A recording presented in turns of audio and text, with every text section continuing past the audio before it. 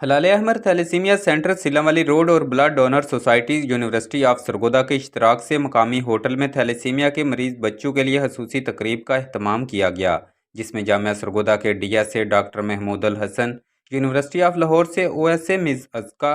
Coordinator Hilal Ahmar thalassemia centre GM Mirza,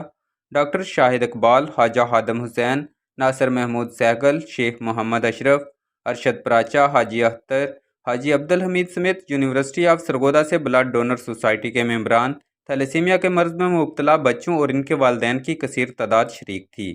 शुरका तकरीब से खिताब करते हुए मुकर्रिरीन का कहना था कि अल्लाह ताला की दी हुई नेमत में से हम इन बच्चों के लिए एक बैग खून का अतिया करके इनकी ज़िंदगी में खुशियाँ ला सकते हैं। थैलेसीमिया के मरीज़ बच्चों को खुराक से भी ज़्यादा खून की ज़रूरत होती है और ये ब्लड ही इनके जिस्म में इनके जीने की उम्मीद होती है। तकरीब में शरीक बच्चों के लिए तफरीही प्रोग्राम्स और खाने पीने के लिए मुख्तलिफ अशिया के स्टॉल्स भी लगाए गए थे।